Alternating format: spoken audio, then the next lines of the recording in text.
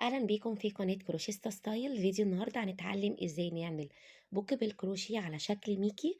ممكن يتركب له سلسلة وتبقى عبارة عن شنطة صغيرة. لو اول مرة بتشوفي القناة شرفني ان انت تشتركي وتفعلي الجرس علشان يوصلك كل جديد، وما تنسيش لو عجبك الفيديو دوسي على اللايك.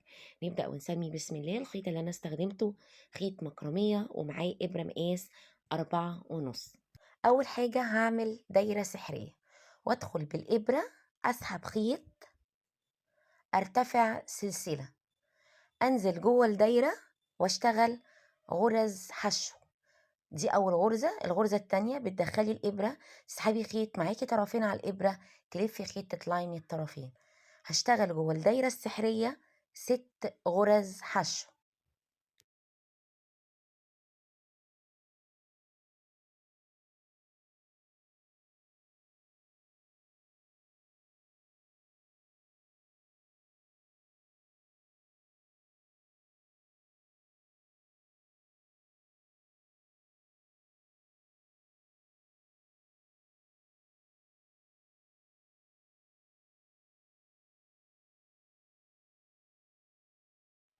بقفل الدايرة بتاعتي كويس جدا. أول غرزة حشو أنا عملتها بكون معلماها، بدخل بالإبرة تحت الطرفين بتوع السلسلة، أسحب خيط واشتغل أول غرزة حشو. وأول غرزة حشو دي علميها علشان ما تتلخبطيش.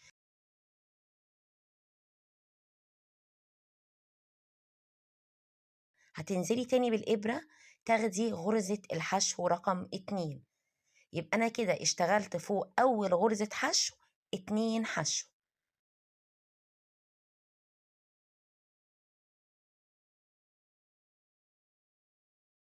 الغرزة اللي جاية هشتغل فوقها 2 حشو، يعني تزايد في نفس المكان.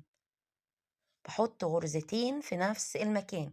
الغرزة رقم 3 هتحطي فيها غرزتين مع بعض في نفس المكان. ينتهي معاكي السطر التاني على 12 غرزة حشو. السطر التالت أول غرزة حشو هدخل بالإبرة فيها واسحب خيط واخد فوقها غرزة حشو أولى وأعلمها. تاني غرزة هدخل بالإبرة واخد فيها 2 حشو مع بعض. الغرزة اللي جاية هحط فيها 1 حشو. اللي بعديها هشتغل فيها تزايد، يعني 2 حشو في نفس الغرزة. السطر التالت أنا همشيه كله، مرة هشتغل غرزة حشو والمرة اللي وراها هشتغل تزايد، وافضل مكملة كده لنهاية السطر. السطر التالت يتقفل معايا على 18 غرزة حشو.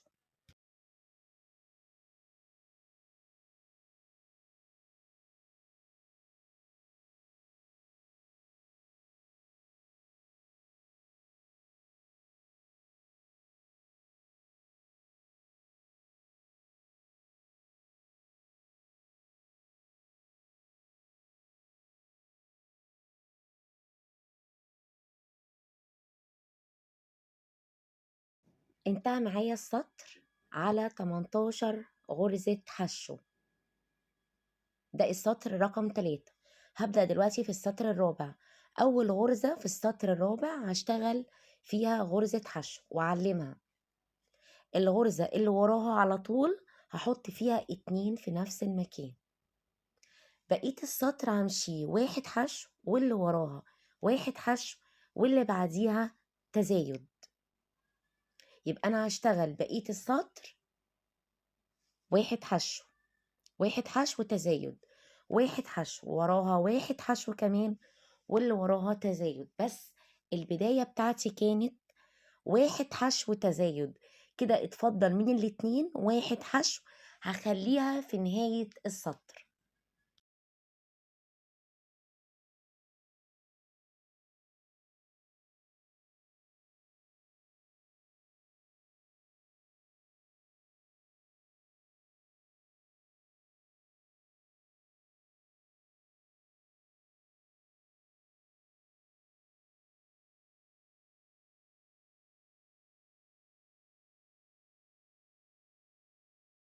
هنا بعد التزايد رقم 6 هيتفضل معايا غرزة حشو واحدة هشتغل فوقها غرزة حشو أنا كنت سايباها من البداية. كده لما أجي أعد الغرز بتاعتي هلاقي إن الغرز بتاعتي 24 غرزة حشو. ده السطر الرابع. هبدأ في السطر الخامس. هشيل المارك من أول غرزة واشتغل فوقها أول غرزة حشو وارجع أحط المارك تاني.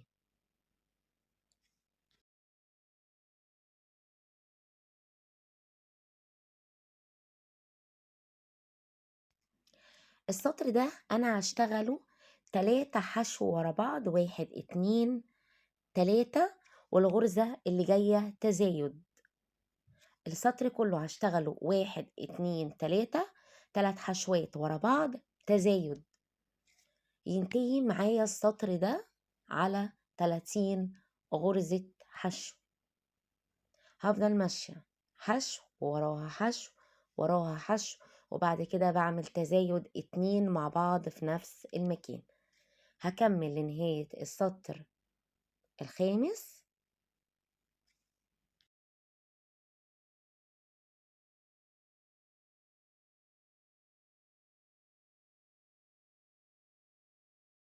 من بعد السطر الخامس اللي كان 30 غرزة حشو، ابتداء من السطر ده أنا هبدأ أمشي كل سطر جاي 30 غرزة، فوق كل غرزة حشو فوقيها غرزة حشو عادي زيها بالظبط.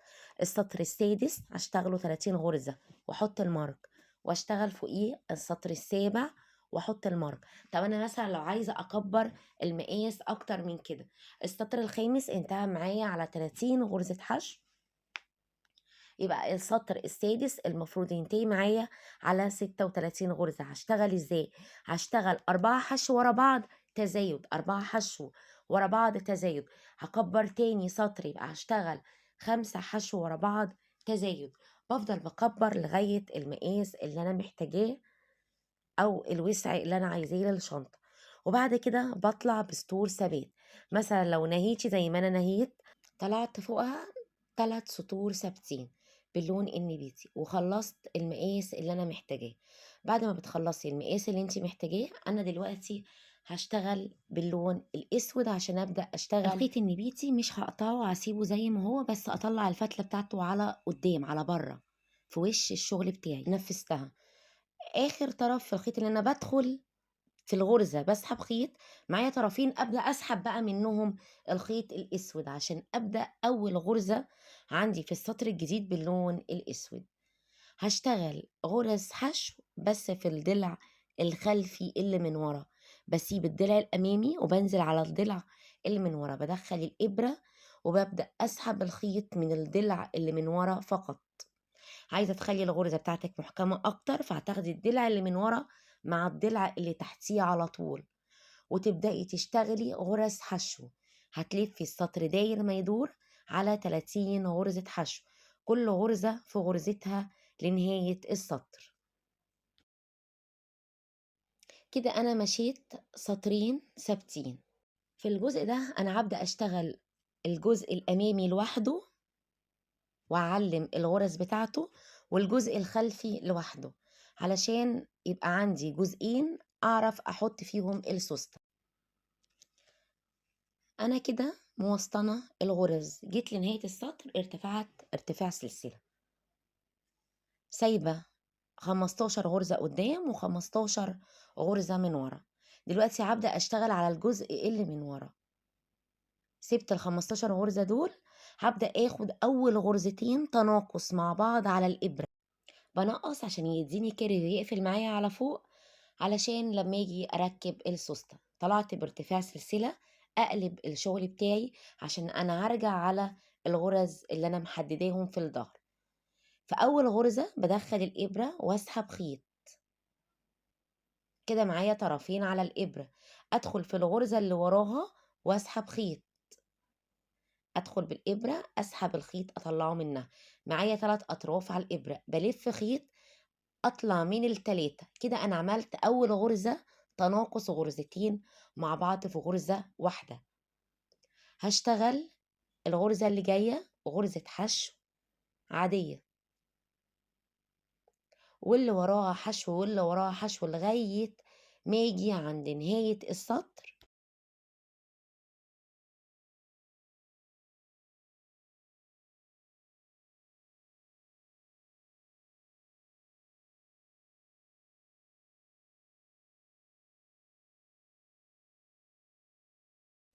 وفي نهاية السطر بسيب آخر غرزتين زي بداية السطر علشان أعمل فيهم تناقص.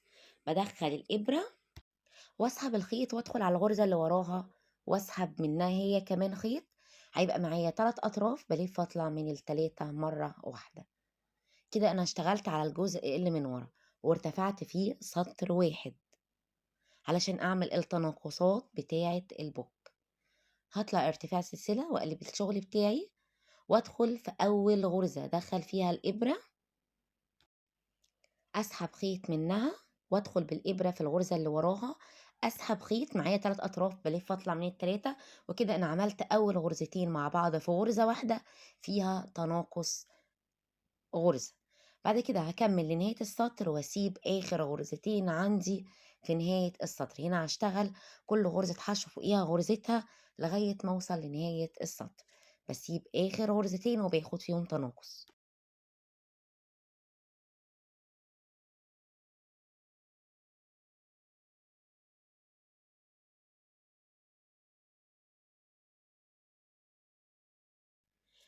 كده انا اشتغلت سطرين. هشتغل كمان السطر التالت، ارتفع ارتفاع سلسلة واقلب الشغل بتاعي وادخل في اول غرزة اسحب خيط والغرزة اللي وراها اسحب خيط، اطلع منهم هما الاتنين. يبقى انا كده عملت اول غرزتين تناقص، اكمل لنهاية السطر واسيب اخر غرزتين اعمل فيهم تناقص. كده انا نقصت 3 سطور علشان احرد الوش بتاع البوك. سِبت آخر غرزتين وهاعمل فيهم التناقص. كده أنا نهيت السطر التالت في التناقصات.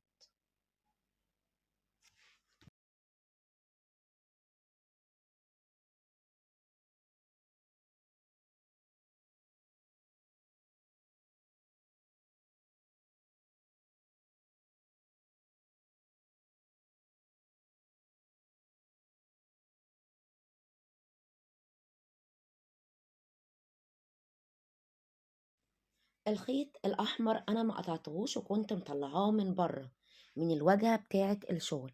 دلوقتي أنا هابدأ أدخل في الغرز الأمامية اللي أنا سِبتها، وأجيب إبرة مقاسها أقل شوية تقدر تدخل معايا في الغرز، وأبدأ أسحب الخيط عشان أعمل الكورنيش بتاع البوك اللي أنا عايزة أعمله. بادخّل الإبرة في الغرزة، بابدأ أسحب الخيط النبيتي وبارتفع ارتفاع سلسلة، والتانية من نفس المكان، والف لفة خيط أدخل في الغرزة أشتغل غرزة عمود بلفة. بعملها ازاي؟ بلف خيط على الإبرة أدخل في الغرزة، أدخل في الغرزة أسحب خيط. كده معايا 3 أطراف على الإبرة، بلف خيط أطلع من 2، بلف تاني أطلع من الاتنين الأخر، أشتغل تالت عمود في نفس المكان. يبقى أنا كده ارتفعت الارتفاع واشتغلت وراه 3 عمدان. الغرزة اللي جاية هدخل بالإبرة واشتغل برضو فيها 3 عمدان. كل غرزة هتقابلني من الغرز الأمامية اللي أنا سبتها هشتغل فيها تزايد في الأعمدة علشان يديني الكشكشة اللي أنا محتاجاها.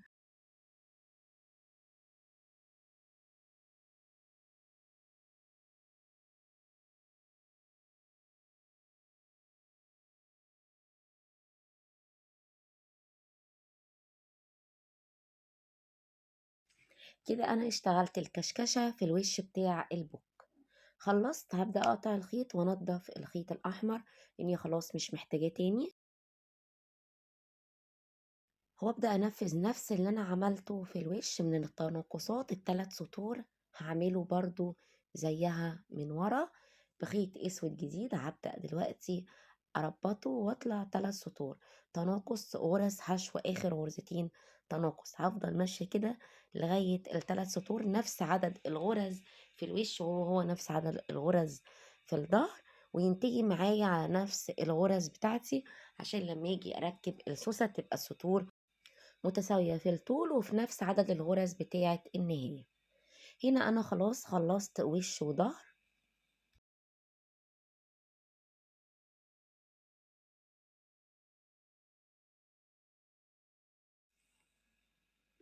الخطوه الجايه هبدأ في تنفيذ الفيونكة. بالخيط النبيتي هعمل دايرة سحرية،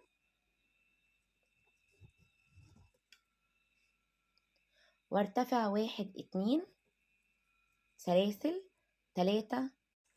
بعد ال3 سلاسل هلف لفة خيط وادخل في الدايرة السحرية، اشتغل 1 عمود، انزل تاني اسحب معايا 3 اطراف، طلع 2 في 2. ده العمود التاني. العمود التالت كده انا اشتغلت 3 سلاسل ارتفاع زائد 3 اعمدة. بعد ال3 أعمدة هشتغل 3 سلاسل تانيين، وانزل في الدايرة السحرية اشتغل غرزة حشو. بعد كده هطلع ارتفاع 3 سلاسل تانيين، وانزل في نفس الدايرة اشتغل 3 أعمدة تاني.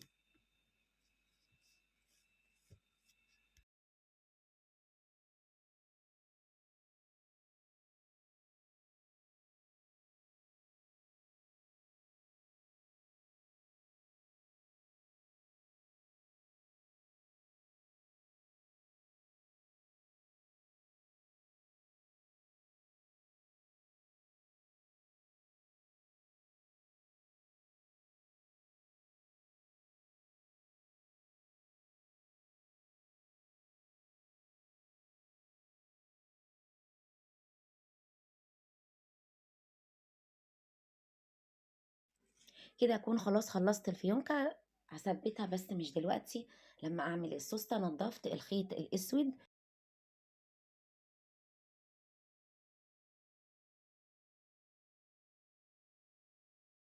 ده دلوقتي وقت تركيب السوستة. بجيب اي سوستة متوفرة عندك، انا جبت السوستة العادية، وابدأ دلوقتي اثبت الاطراف بتاعتها كده بالابر،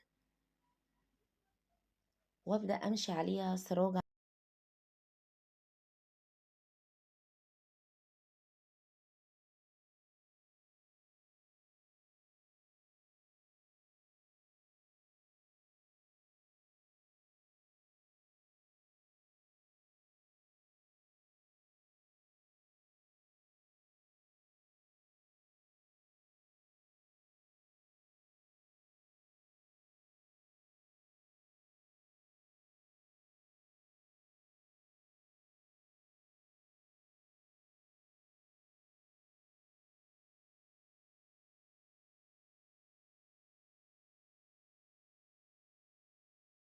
هنا بعد ما خلاص خلصت تركيب السوستة،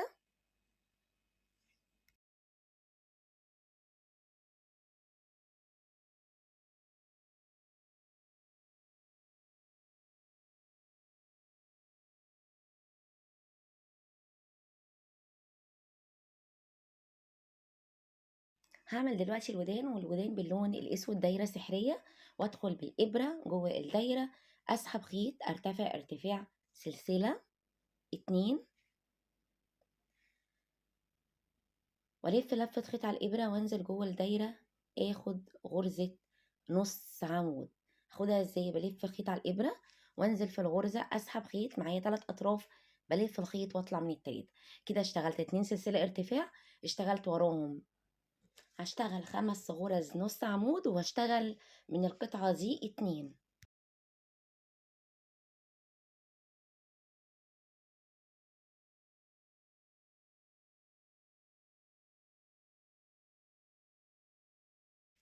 وهنا هبدأ ألزق الودان من فوق من عند السوستة. خلصت تقفيل البوك. أتمنى إن شاء الله إن هو يكون عجبكم وتكونوا استفدتوا معايا في الفيديو. ده الشكل النهائي ليه. أتمنى بقى لو الفيديو عجبك والشرح عجبك تدوسي لايك، وتكتبي لي كومنت تحت الفيديو تقولي لي إيه رأيك في البوك بعد ما خلص.